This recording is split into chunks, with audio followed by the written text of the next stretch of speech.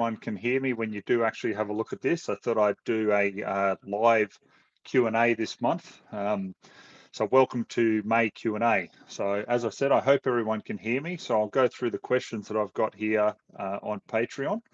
And hopefully by the time I get to the end of that, we may have some other people join us, but we'll just see how we go.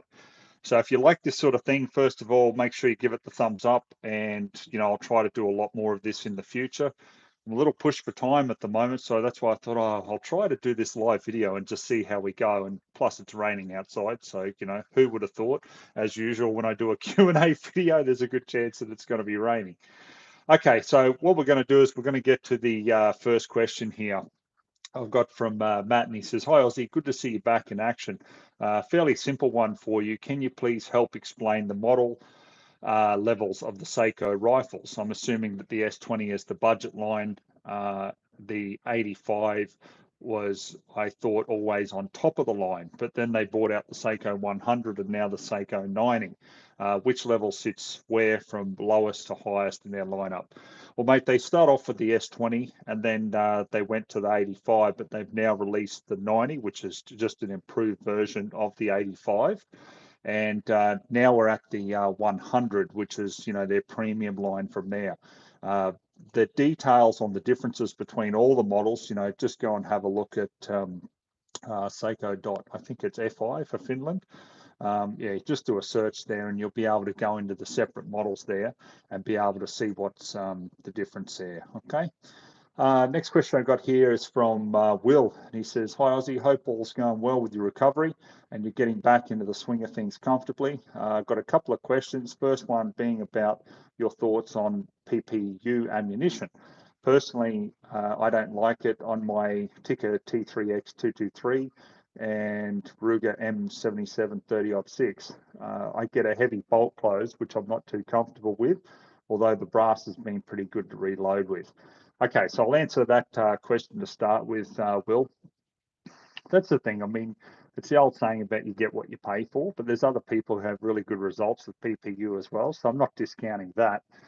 But it's not something that I personally have found really awesome results with.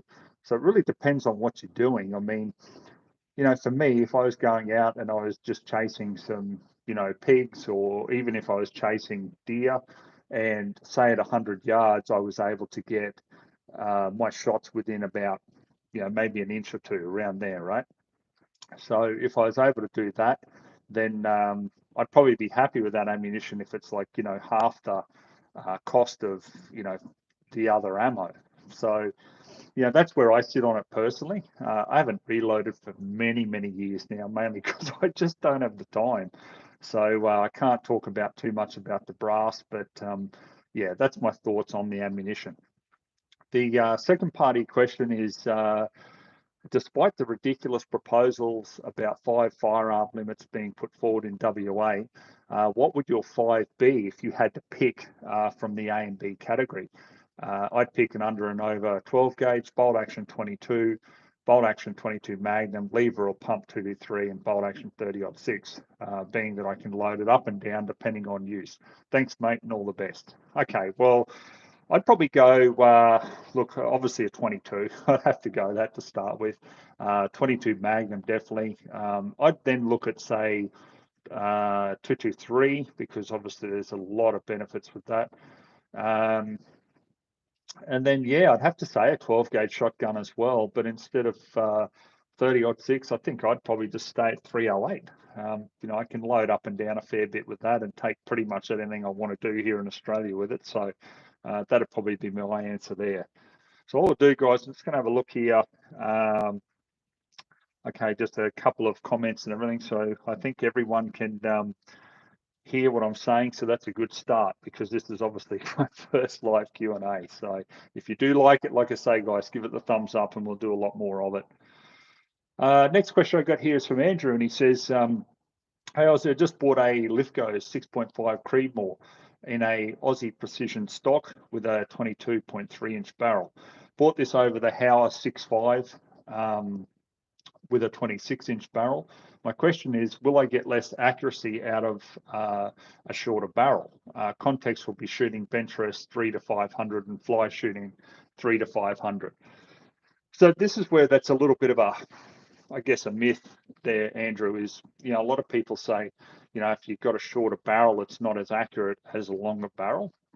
Well, I disagree with that because, I mean, fair enough, if you went down to, like, say, a pistol length, like, you're not going to get the same accuracy from a 2-inch snub-nose revolver as what you will with a rifle with an 18-inch barrel, for example. So taking that into consideration, you know, and staying within those rifle length barrels, it's not going to make much more of a difference. Now, there is a website, and I think it's called bytheinch.com. Let me just have a quick search for it here in the background. So what it's about is they actually give you results. Yeah, ballisticsbytheinch.com it is. I've just brought it up here. So if you go to ballisticsbytheinch.com, and you can bring up different calibers there. And what's very interesting is when they go down basically per inch of barrel length and still shoot that same caliber, you know, you're losing anywhere between, say, 25 to maybe 50 feet a second. It's not a terrible lot. However, if you're going, you know, like, you know, 4 inches, 5 inches, 6 inches difference there, then yes, you can lose a couple of 100 feet a second. So what does that mean in terms of accuracy? Well, what that means quite simply is when you're shooting, obviously your bullet drop, if it's not moving as fast, will be a little bit greater. It's not going to fire as flat. And I think that's where the old wives' tale comes in about, you know, shorter barrels. So I hope that really answers your question there. But check out that website. It's a really good one. I find I get on there and I'm just like, I go down the rabbit hole. You know, I'm looking at different, you know, calibers, and it's really interesting to see. You think, wow, okay, well, that, especially if you look at the rimfire stuff, you see like some of the shorter barrels there that you wouldn't expect to perform better than, you know, someone like 16, 18 inch, you know, you find like 14 inch, the ammo is moving quicker in some cases, and you're just going, wow, okay. So it's really interesting to check that out. Next question I got here is from Darren. He says, hey, Aussie, glad you recovered well. I read in a forum regarding lever action barrel bands and how they disrupt the harmonics and accuracy. And it is suggested for best results to remove. What's your thoughts? Well, mate, the first question I'd have for you is, well, what accuracy are you currently getting?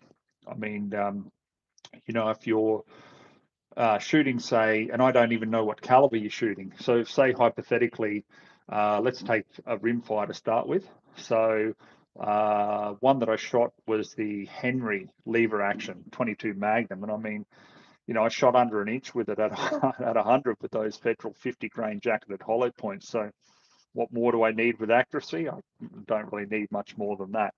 If you're shooting a 30-30 and you're shooting, you know, half-inch groups at 100 or under an inch, is there a need to go any further with accuracy? Perhaps not.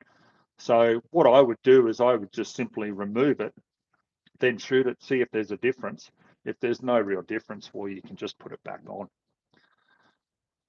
Next question I got here is from Simon. He says, hi Aussie, I've got the Olight Javelot Pro 2 hunting kit that you recommended. What I'm looking for is a second torch for scouting out prey with a swing around rifle. What's your thoughts? Well, mate, depending on how far you want to actually, you know, get that light covering would depend obviously on what torch you want, but I'm assuming you've got the Javelot Pro, that's covered you for sort of longer distance. But I would probably suggest, you know, if you have a look at like the Olight Warrior X3, I mean, that's a fairly decent torch there. You know, the Warrior X Pro, I've reviewed that one. Any of those sort of ones are still, I guess, reasonably compact enough that you can just have them on your rifle there. That's usually what I have. I'll have that, and I'll have like the Javelot, and I'll carry both of them around with me, and I find them really good. So yeah, have a look at them, mate, and see how you go. Next question I got here is from Rowan. He says, hi Aussie, I was saddened to read of the WA government planning to cap the number of firearms licensed to each firearms license holder. It does beg a belief, especially following the outlawing of the higher calibers. A handy analogy to make here would be to imagine that the government were planning to do the same for motor mechanics. It is equivalent to legislating that each motor mechanic should only need 5 spanners. This analogy is immediately parallel to the WA government limiting the number of firearms legally held and owned by the individual. Excuse me. Everyone knows that 5 spanners would be extremely limiting for obvious reasons. We know that each firearm caliber combination is a tool for a specific job, just as the individual spanner is to the mechanic. If the government was seriously consulting with industry, they would know that too. I believe this is a great analogy to make widely known to the general community, as it clearly demonstrates that the government are making a complete illogical and baseless policy and rushing into the legislation. Just my thoughts. I'd love to know what you think. Well, mate, it's been a very big question since all this stuff in WA. And look, where can I start with this? You know, a lot of people, like when they browse different posts, and look, I'm guilty of it as well. You know, you'll browse through a post and you might not have time to really sink your teeth into it, and it could be a call for help, and you're just going, oh, geez, I've got other stuff on. And this is where it's got to start. It's got to be the grassroots of it all, which means you've got to support the parties and the candidates who stand up and actually need our help to hand out flyers on election day and how to vote cards. A lot of people will say, you know, well, what does that do? That doesn't do anything. Well, yeah, it does a lot, because, man, I'm telling you, like, you know, I've been to numerous days where I've been handing out how to vote cards for various different parties, One Nation, Katter Party, etc., etc. And I tell you, like, when people are turning up and they're getting flooded with Greens who are just pushing the pamphlets in their faces, and, you know, and they're probably picking up extra votes out of that. So, you know, to have someone there, I guess, representing and relevant is a big thing. And for you to just give up, say, an hour or 2 or 3 of a Saturday morning, you know, when the election's on, means the world, not only to the people you're trying to help, but you actually can sit back and go, well, hey, at least I'm active and I'm actually trying to do something. And it doesn't take much to do that. It's a couple of hours out of your time. If all of us did that, we would be in a lot better position, in my view. That's the political side of it there. People do say, you know, writing letters does nothing. Yes, to a degree, especially when a government has already made up their mind. However, they respond to numbers. So there's no use 30 or 50 of us writing letters. That only gets so much of a response when there's, you know, proposals statewide. But if you've got 10,000, 15,000, you know, 20,000 people writing letters, yeah, that's a lot. And that's where you start to get, I guess, some attention. And it's really important to do that. And it takes really nothing to do it. I mean, now we've got email. We don't even have to write the letter, go down the post office, get a stamp and post it off. We can just simply write an email, and at least that is all recorded. It's something. So that's that side of it as well. So I am going somewhere with this. Please be patient with what I'm saying. So, you know, that's the grassroots part of it. So when you actually do nothing and you put your head in the sand and you're out at your local range and you're going, this is great, you know, bring the kids out, have a shoot, whatever. No one will ever take, excuse me, my 223. Like, they only want the high calibers. You know, that's not true. Like, it's literally not true. Everyone thought when they were using their old lever action shotguns that no one would ever come for them. Look what happened. You know, no new, I guess, technology, nothing like that. And look at the Adler debacle. Look at everything that went on with that. So, you know, don't say never, because you've just got to look. If you're old enough, look at what happened since 1996. There is continual restrictions. I've said it so many times, and I feel like saying to a lot of WA shooters, like, I told you so, but I guess that doesn't help. and what doesn't help now is the horse is bolted, in my view. It's too little too late. Like, everyone's scrambling in WA going, oh my God. And the amount of emails that I've got from people saying, Aussie, what do I do? And it's like, come on, guys. Like, I have gone over this and over this and over this till I'm blue in the face. Like, I know not everyone in WA is doing nothing, but as a whole, it is really bad. Like, shooters over there have really dropped the ball, in my view, and they've got to do a lot more.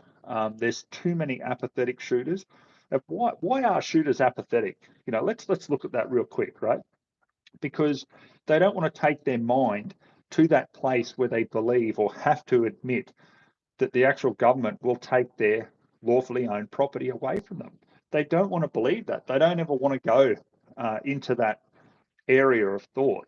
And look, I get it, because it's not nice thinking that your firearms are only on rent, but that's what happens when you have registration and politicians involved. Is there will always be the gun control debate. So that could go on. I could take up this whole Q&A with that one. So guys, look, that's my thoughts on that one. And to answer you, Rowan, yeah, it is. It's absolutely ridiculous. But what they do, I'll finish on this part of the question, is they get acceptable restrictions across the line. Okay. So what I mean by that is most people and most shooters, when you say, okay, the government's banning 338 Lapua, 408 Shitek, etc., how many shooters really are upset about that? Now you've got, I think when I was reading the stats on it, was there only like 100 odd registered firearms, or a couple of hundred in those really high calibers over in WA. So you see what I mean? They start with something so minor to conquer and divide, or divide and conquer, I should say. So everyone goes, oh, yeah, no, that's not good, but it doesn't affect me, so I won't worry about it.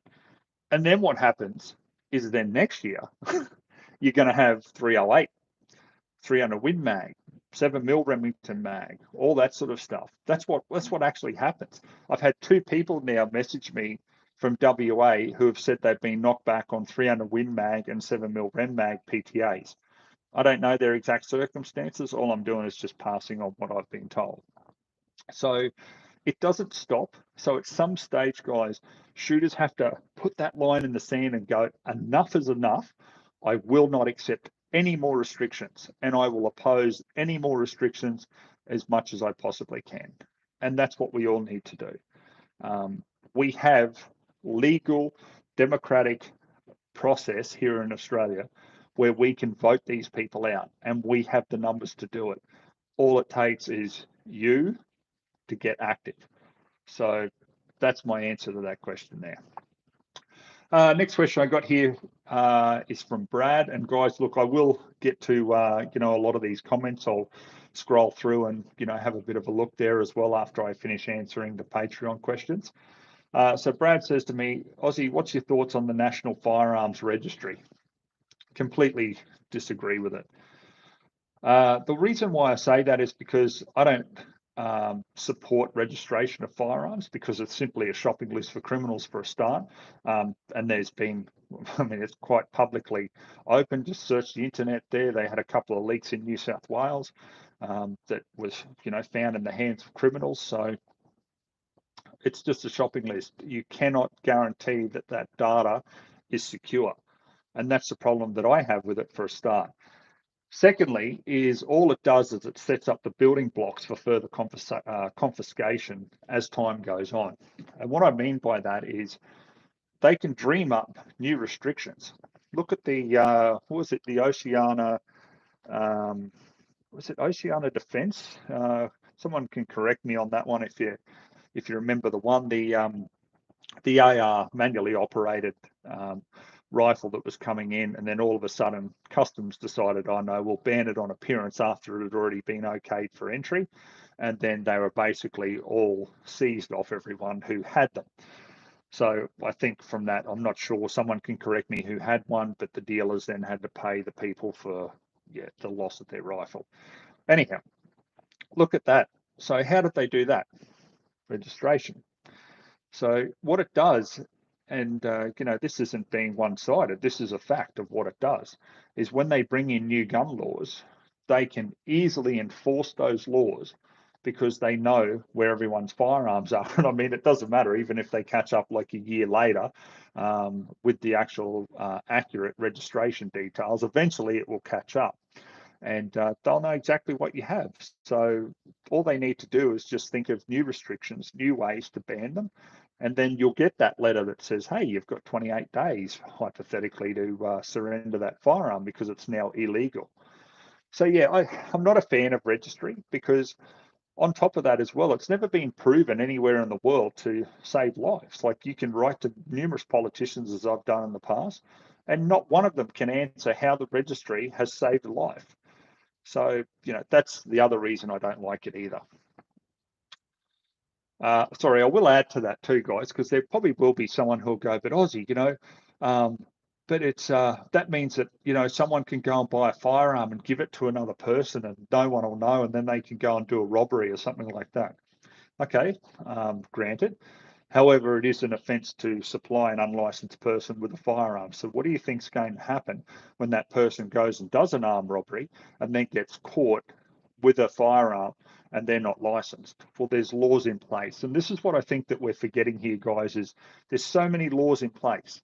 They just need to use the current laws. I mean, how many times have you heard that argument from the US, for example? I know that's a different story over there, not quite like our circumstances, but you know, it's there. The laws are there. Just enforce the laws that we have. There's no need to create more and more and more, and especially when those more and more and more laws only affect us, the licensed people. How about we focus on the criminal use of firearms, for example? Okay, so next question here from Michael. He says, hi, Aussie. Hope you're recovering well from your treatment. I was looking at one day owning a Lee-Enfield rifle, and on my search, I came across the 303-25. I smiled because, yeah, I remember that caliber well, which is one of my Wildcat rifles that were very popular in Australia, and learned the history behind them. On how there was once a ban on military rifle calibers like the 303. I'm wondering if you know a bit more about the history behind the rifles and if you ever plan on doing a review of one. Well, mate, I've done a few military rifle reviews, you know, 303, the 6.5 by 55. So have a look there. I went through a bit of a phase where I did about 3 or 4 reviews there over a couple of weeks, and it was all sort of like historical stuff. The 303-25, and even when you see the 303s in 22LR, I know they came in as trainers, but there was a lot of conversions there because obviously when the war effort was on, they needed rifles. So anything chambered in those calibers like 303, they went, okay, well, that's for the war effort. So you saw a lot of conversions. 303-25 used to be very, very popular for roo culling many years ago now. I think Unique Ammunitions? I think they're the ones that only make factory ammo for it now. And obviously you'd have to reload for it. So, I mean, I'd be keen to do one of the reviews if I came across one. This is for all of you guys too, like obviously listening. If you do have any questions about 303s especially, you know, and you're looking at it from like a collector's point of view, get in touch with Royce Wilson from Shooters Union Collectors Club. Like, he is a dead set walking encyclopedia when it comes to like 303s. He loves them, and that's his real niche. So, you know, especially if you're a Shooters Union member, you know, by all means, drop him an email and ask him about them. So yeah, I was really surprised with his knowledge. It was quite extensive on it. But yeah, as I said, if I get an opportunity to review one, I'll certainly do so.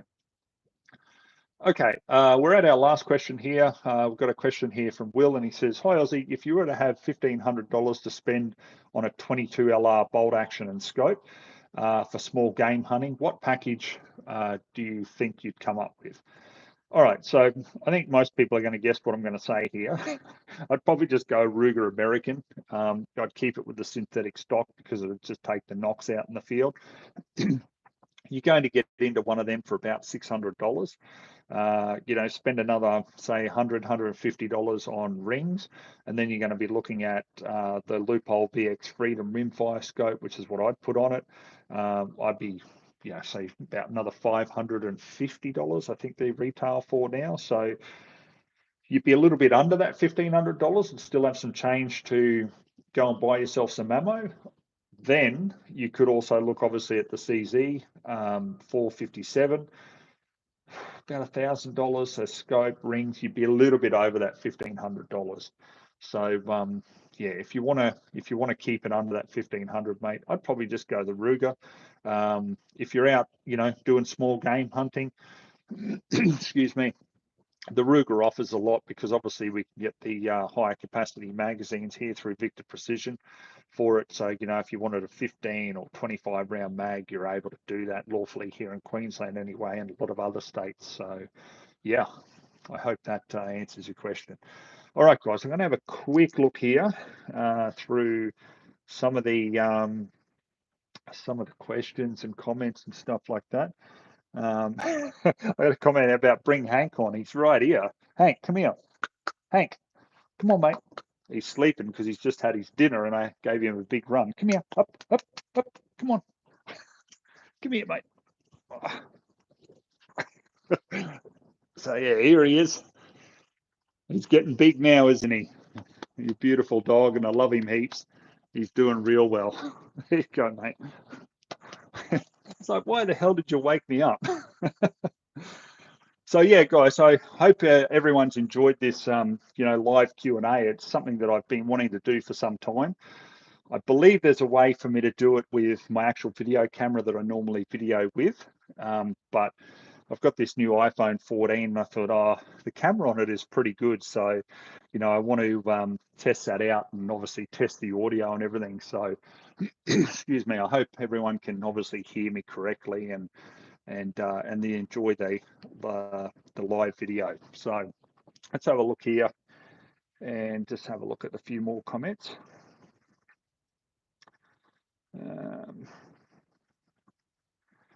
Okay, yeah, we've got a bit of interest here, which is great. I appreciate that.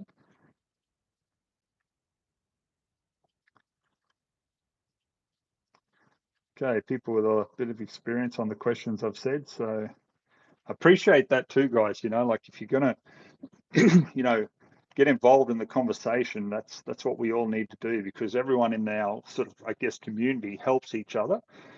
So there's something that I may not have a lot of experience with that someone else will also have a lot of experience with from there. I will also mention too, guys, this is a shameless self-plug. We've got the Aussie Reviews gun bags on sale till June 30. I thought I'd do an end of financial year sale with them. So they're back down to just $99. So, you know, I've taken a bit of a hit on that because I had to pay airmail last time to get it freighted to me. So it cost me quite a bit. So unfortunately, I had to up the price there to $119. But look, I'll take the hit on the remaining ones. I think there's about 70 left out of the 200 we ordered. So they're on sale till June 30. So if you want one of them, jump on our website, aussiereviews.com.au, and I'll be doing another run to the post office tomorrow as well. So I'm trying to get there as much as I can, but please understand, guys, I don't live close to the post office where it's just 5 minutes around the corner. So sometimes I like to, you know, leave it another day so I can collate a lot more orders and, you know, obviously get down there rather than just going to the post office just for like 1 or 2 orders, if that makes sense. So let's have a look and answer a couple of questions we've got here. Okay, so we've got a question about New Zealand gun laws. Well, that's pretty interesting, that one. Let's talk about that. New Zealand's gun laws. I did do a post on this because I find it very interesting that we allegedly had representatives from the firearms registries here go over to New Zealand and advise on their gun laws. Now, even with all the restrictions in New Zealand that were imposed on them compared to the freedoms that they enjoyed, you know, prior to the Christchurch shooting there, they are still basically allowed what we call Category C here, freely on a Category A license over in New Zealand.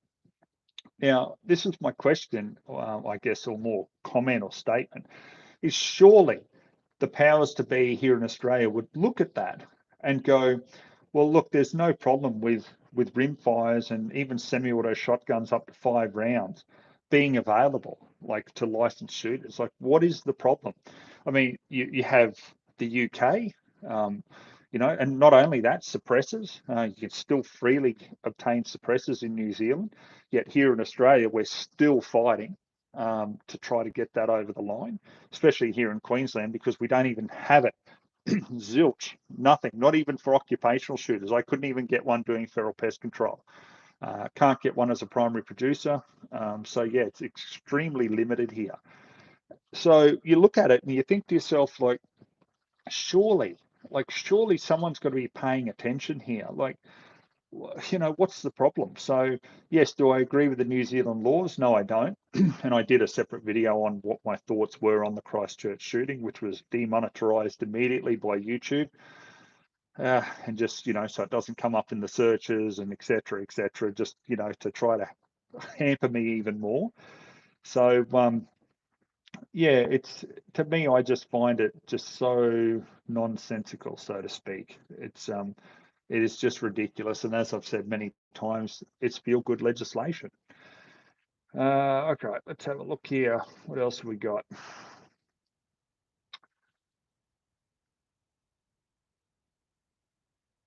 Okay, so I've got another question here. Someone's asked here, hey mate, any thoughts on Ricardo Bossi? All right, let's talk about that. I don't know the guy personally. Okay, so I can't really comment on him. I don't know the guy personally. Um, he supposedly has a political party, but I've never seen it registered anywhere. So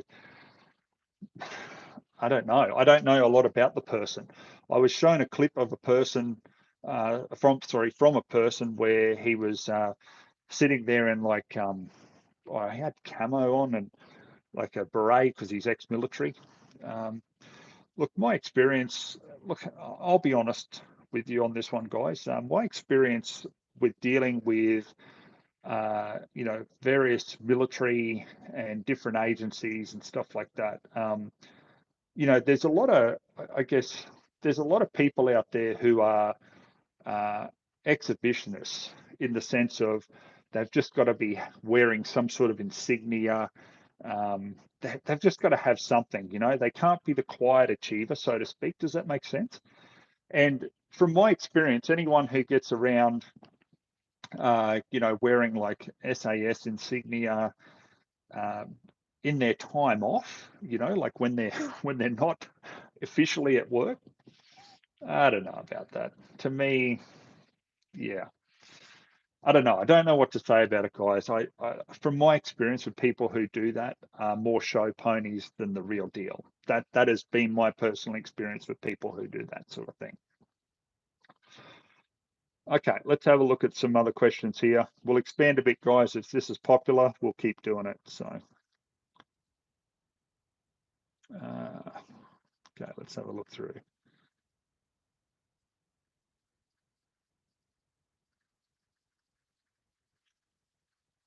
Okay, a few people commenting about the.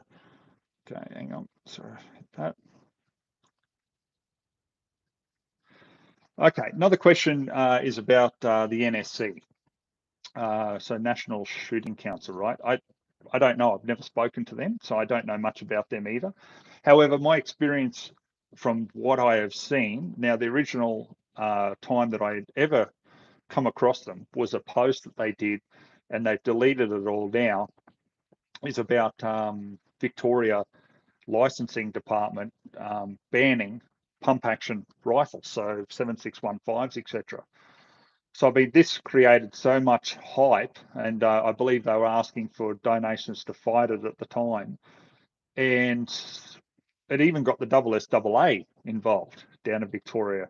And they've gone, well, no, we've been told definitely it's a no. Even the licensing division came out and said, no, none of us have ever said that. So that was my first, I guess, thing or post that I'd come across, and I thought, Why would they say that? I mean, I don't know. Like I said, I don't really know them. So, if they are actually out there and having wins and, and helping different licensed shooters, hat off to them. Good on them for doing that. So, like I said, I don't know personally, but yeah, when I first saw that, I don't know, it just left a bit of a bad taste in my mouth. I thought, why would an organisation do that? That just doesn't make sense. So, but as I said, all that seems to be deleted offline now. So yeah, that's been my complete experience with it. Okay, let's have a look here. You can fire some more questions here if you want, guys, and I'll have a look through. Sorry, I'm trying to go back because it is only on my phone. So maybe one day I'll invest in a. Oh, well, actually, what I need to do is get my camera that I film with. I believe I can Bluetooth that up and, you know, and do that. So, okay, so let's talk about what my optimistic view of Australian gun law changes are in the next 10 to 15 years. If shooters sit on their backsides and do nothing, I truly believe that you'll be so limited on centerfire calibers, you won't, you just won't enjoy the freedoms of, having multiple calibers. What you've got to do, and all these registries talk to one another, what you've got to do is have a look at what they're doing around the country. So if WA are enacting legislation, don't you worry, the other states will be watching. And my guess is, and look, I have no evidence of this whatsoever, but my guess, my prediction is we will see something here in Queensland next. I really think we will, because they're going to want to do something because it wins votes in some cases not. So I think they'll be doing a lot more and trying to cramp down more and more. Once again, heavy calibers, having multiple firearms. There'll be more restrictions. Now, for those of you who have dealt with like weapons licensing here, for example, I mean, I've had it myself. You might, whether it's a pistol or, excuse me, even a rifle, you usually get away with having two of the same caliber. But then if there's a third, you've really got to justify it. Definitely if there's a fourth, that sort of thing. So I think there's going to be a lot more restrictions with regards to that. I also do strongly believe that they are going to try to target handguns. I think we haven't seen the end of that. I look at Canada with what's happening there and the bans and everything that that they've got there, and I mean it's terrible. I mean there's rifle restrictions on magazines, down to 5 rounds. I mean, wow. So it's going on everywhere in the world, and the only place that they're continually hitting that brick wall is the US, and everyone goes, oh, the US, blah blah blah. They talk about that. But you know what? I mean, it's the same thing here in Australia, isn't it? Like, every one of us who was around at the time and adults at the time in '96, believed John Howard when he said, there's no other way, and this isn't the start of some path of disarmament. Really? Like I said, like explain. This is my question to any person who disagrees with me. Explain all the restrictions that we've had since '96 if it isn't about disarmament, keeping in mind that the definition of disarmament means to take firearms or weapons from people. So if they're taking firearms from you, that is disarming you.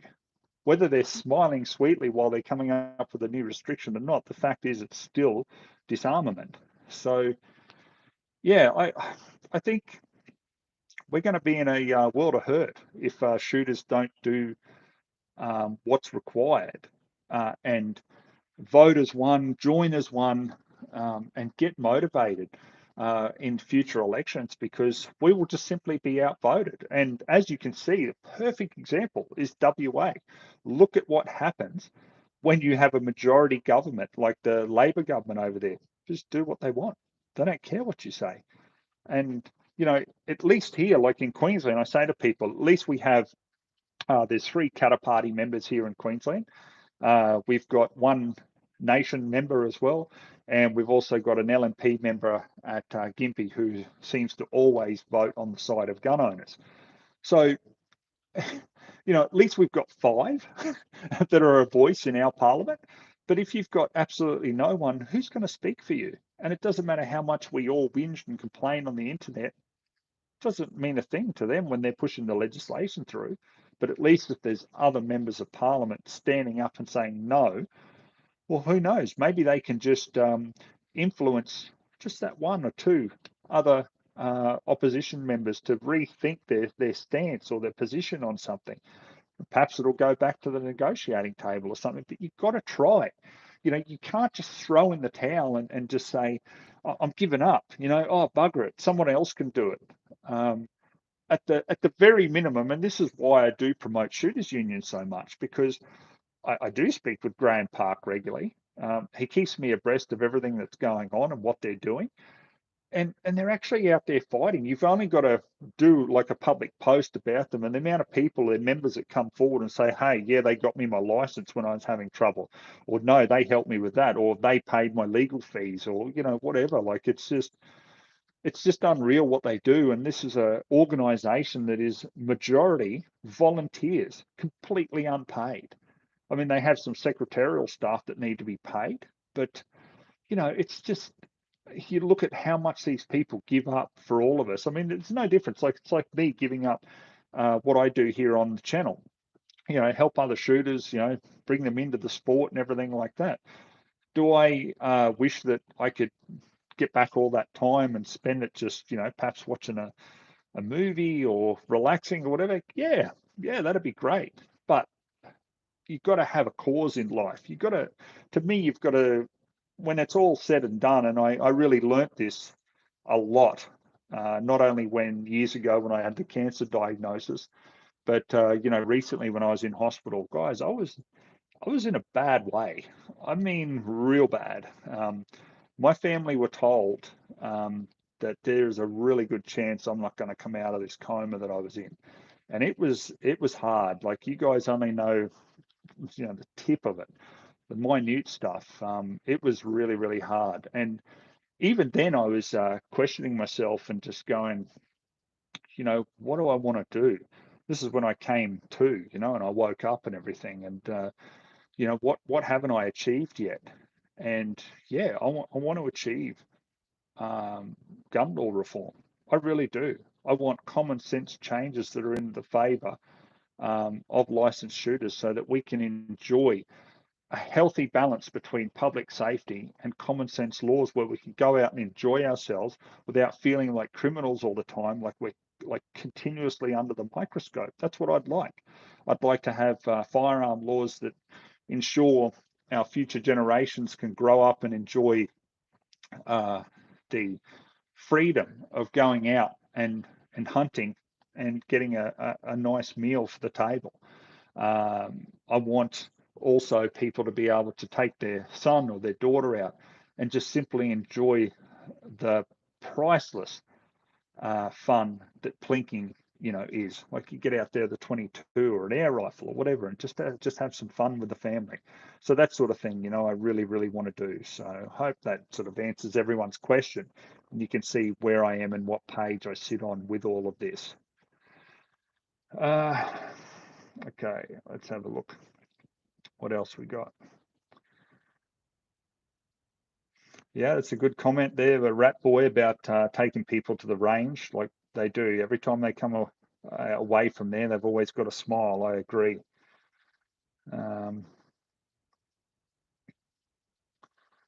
Yep, good on you people who, Brandon, about saving up for Shooters Union membership. Hat off to you, mate, because honestly, we need all the help we can get. So if an organisation like them are willing to stand up, and mostly volunteers, well, hey, I will back them.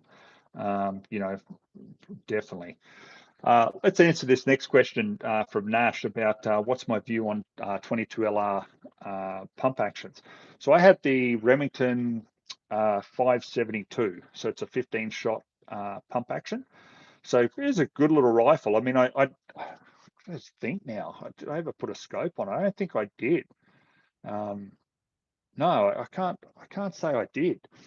So yeah, all I was doing was I just continually, I put up a heap of I'd go to Aldi at the time and just buy a heap of, cheap soft drink cans, and I'd just put them up at different distances, and it was just like a little gallery gun, you're just pumping that action. And it's amazing, because the 22 cartridge is so small compared to centerfire cartridges, you didn't have to move that action far, it's just like this, just so quick and easy with the follow-up shots there. So yeah, really good rifle. I mean, I know Browning, I've got them. Henry, I'm pretty sure I've done a Henry. Let me have a look here. This is the problem, guys. I get to the stage where I've done so many reviews that I do forget what I've done sometimes. Let's have a look here. Yeah, the Henry Pump Action 22 LR. So I did that in December 2020. So yeah, have a look at that one too. Let's talk about, what else can we talk about, guys, before we wrap this up?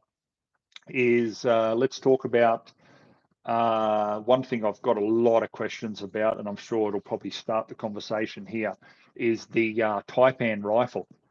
Now, that came out this month, and we also had the Wedgetail Industries pump. So, I had likes, dislikes with both of those rifles, but overall, the Wedgetail Industries one, if you haven't seen that review, check that out.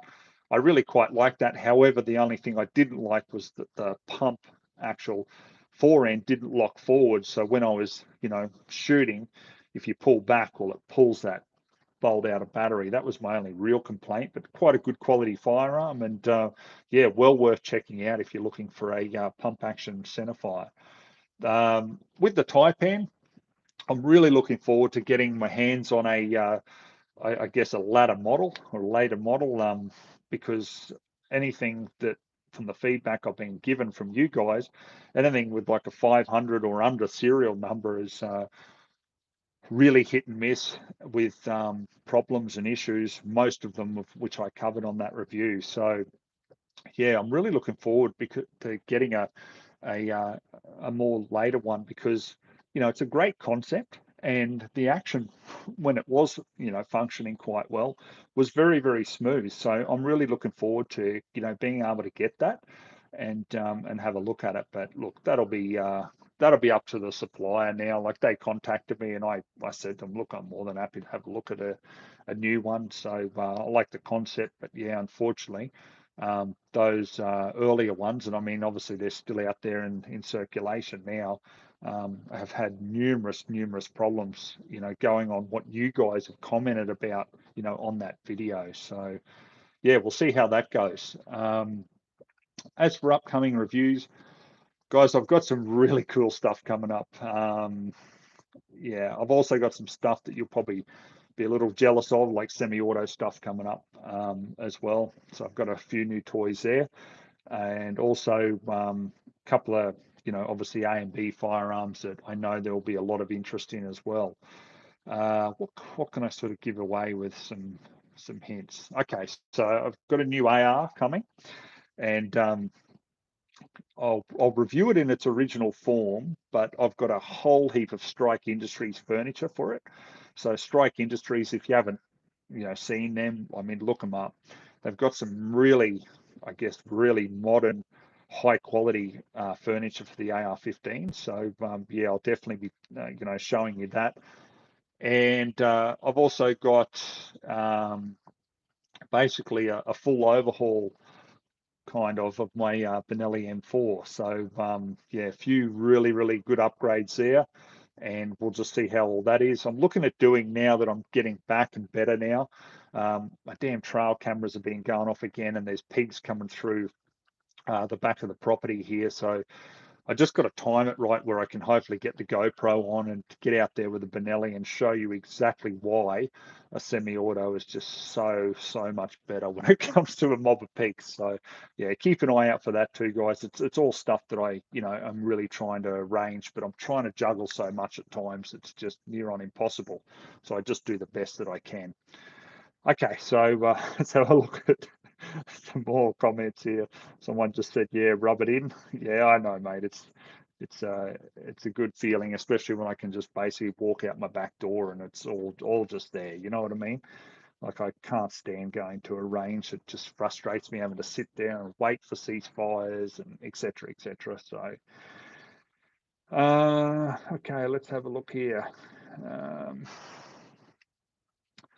All right, so guys, we'll probably wrap this up now. There's just more just sort of comments going on now. So we'll wrap up my first ever live Q&A. If you do like it, please, like I say, give it the thumbs up, share it around and stuff like that. I do really appreciate the support. What I've got to do is start trying to, yeah, just get the word out there more, because I tell you, YouTube have done a really great job at hampering me over the years. I mean, you know, like I should be at quite a few 100,000 subscribers and absolute millions and millions and millions of views, and that was going off the analytics prior to a lot of these restrictions coming in. That was a projected analytics with the growth of the channel. And you know, I mean, it was only there last month. I mean, they took 1,000 subscribers from me. I was on the phone to a friend of mine, and he said, "Oh, how many subscribers you got?" I said, "Oh, hang on, I was in front of the computer, I boarded up, and I've just gone, you are kidding me." And he said, "What?" And I said, "Like, they just took 1,000 off me. I only looked at it the previous day." And you know, but we've built up to that again. But hey, it's around the end of the month, and bang, they cut me again. And this is what they do. So I need everyone's help to be able to, you know, grow the channel more. And that's why, you know, guys, that is one reason why I decided to go down the merch line as well, because, you know, it's you guys who are going to ranges, going out, you know, hunting and stuff like that. You know, like if you've got one of my bags, or, you know, you're wearing like a couple of my caps, that sort of stuff, well, that helps get the message out there. And don't think for a second that I don't appreciate that. I appreciate the living hell out of that. I really do. You know, it's funny. I've seen a couple of people around at different times when, you know, not at ranges or you know, gun shops. I'm talking about just walking around. I mean, geez, I was pushing a trolley down at the local supermarket there, and I had a guy come up and shake hands with me and just thank me for everything that I've done. And you know, that means the world to me, that sort of thing. But you know, I refuse to change. Like, it doesn't make any difference to me in the sense of where I think I'm at with the channel. All it does is it just makes me feel good about what I'm doing, and that it gives me that energy and that drive to do more, you know, and get more gear into review and all that sort of stuff. So yeah, you know, I'm sure you guys understand. So all right, guys, what do we got here? Sorry, there's another comment.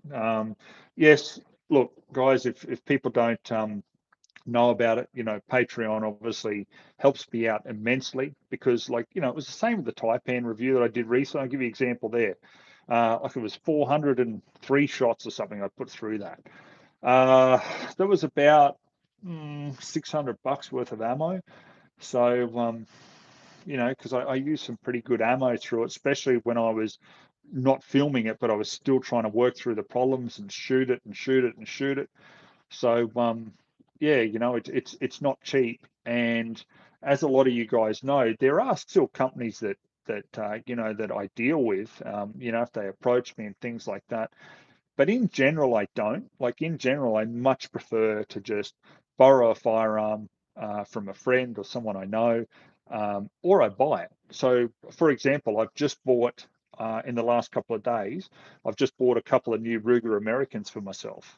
You know, yeah, I'll probably end up reviewing them and videoing them, but I mean, I've paid for them. Like, you know, it's not given to me. I'm pretty sure that I could probably go down that line and sell out, but why would I want to do that? Because this is the thing, like, that I guess with the channel, guys, what I want is I want to have a channel where you guys can come to and know that there is no BS involved. I will give you exactly my thoughts on a product and show you exactly as it performs for me. And look, I don't care whether it's a favorite product of mine or it's something I really love or whatever. If it doesn't perform well, you will see the results of that. If it does perform well, obviously you see the results of that as well. And it's not about bashing companies or manufacturers or anything like that. What it is it is about being just like you. Okay, so you go in, you purchase a firearm, you go down to your local range, and then you fire it, and then say, for example, it starts jamming on you. Well, what do you think is going to happen? you're going to have other people around you at the range looking at it and going, oh, geez, what model of rifle is that? And then, the word gets out. Well, my reviews are very similar. If something's working really well, it's just like someone at the range shooting the eye out of something out at the 100-yard mound. You're going to say, geez, wow, what ammo are you using? What rifle are you using? And that's the basis for, obviously, the review side of the channel, is to do the hard work for you and spend the money to be able to run all that different ammo through, particular firearms. So, yeah, guys, if you're happy to do that, it means the world to me. People who help me out on Patreon, it's simply a donation system, and you can cancel it at any time. You don't even have to donate in US dollars. It can be in Australian dollars, and I think you can even select your currency from where you are anywhere in the world. So obviously that helps me out a lot. Personally, I mean, I prefer people to just buy a gun bag or buy something so they've got something to show for their money. I still hate, I guess, getting donations, because I'm like, oh, they don't have anything for it, where I like to be able to give you something back for that donation. So, I hope that sort of makes sense. So anyhow, guys, look, let's, sorry, I keep going back to comments. I see it as I'm looking at the screen. It's just rolling through. Thank you for all your support. I appreciate it greatly. And we will wrap up this month's Q&A. It's probably gone way longer than what it should, but I may do a lot more of these in the future. As I said, if you really like it, please give it a thumbs up. Please share it around, and we'll catch you next time.